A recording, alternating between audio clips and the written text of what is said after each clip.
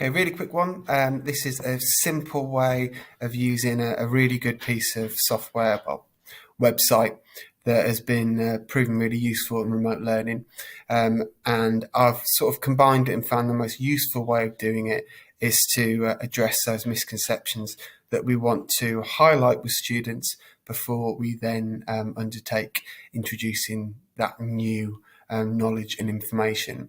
So a really simple way of approaching this, first of all, the website is called Mentimeter. Now there's loads of different things you can do on this. It's become a staple quite quickly of my remote learning, but I want to keep things simple today, so I'm just going to show you one particular use of it.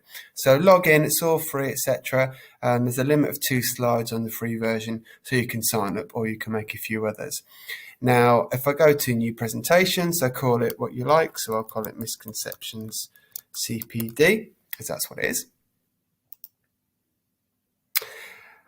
Okay, now if, for example, I was going to be covering a subject, a new topic perhaps, that's the most common, and I wanted to, right from the start, flag up a common view the students might have, and to try and challenge that.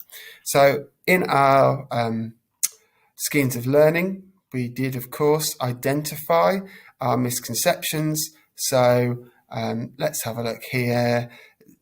Let's say, for example, I was about to teach a lesson on linking into, let's talk about Rome as the capital of the Roman Empire, because that's nice, a nice clear one. Okay, so I might put as, I'm going to choose multiple choice, which is the same as running a poll, really. And I'm going to put the statement, Rome was the capital of the Roman Empire. I'm going to choose 4 different options. Strongly agree, slightly agree, slightly disagree.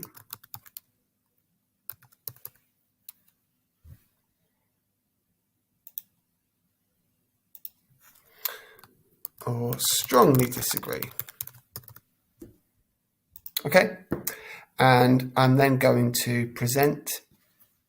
And now what happens is, for your students or those who are participating, you highlight, you can post that in the chat or you can just read it out to them. They go to that web address, menti.com, they enter the code and they will be asked to vote essentially for one of those 4 options.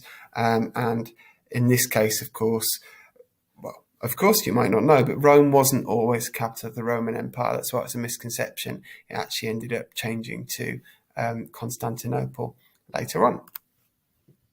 So just to show you what that looks like in practice, because obviously I'm showing you examples here rather than doing it live, but let's find where I've used a poll.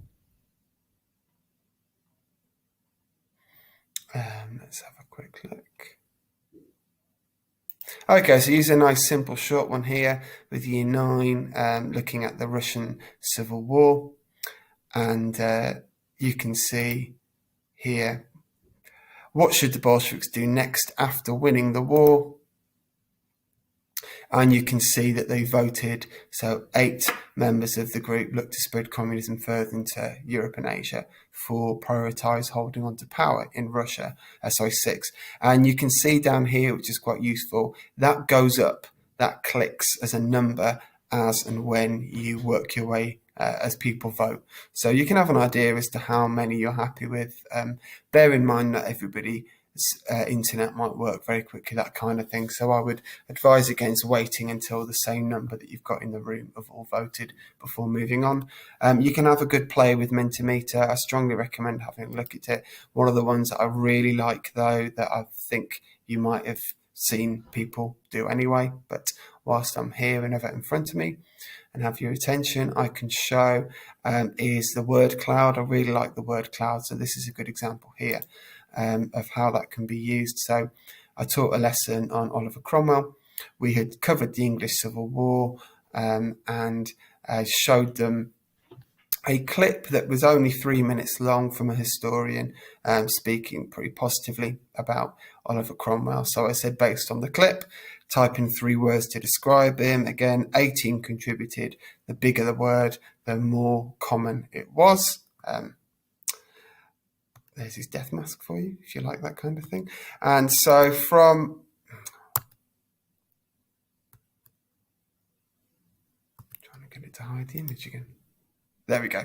Right, then we had the lesson which included the treatment of the Irish in Drogheda and considered some of the aspects of Cromwell which were not covered by the historian in his positive slant, and we get some very different words coming up. In this case, cruel, violent, brave, ruthless. So it's a really nice way, and as they write the words, you see the words change, you see them get bigger, you see more words add. So the students themselves feel like they're all engaged in something together, which I think at the moment is extremely important, given that we are not in the classroom. We want them as much as possible to feel like they are part of the classroom.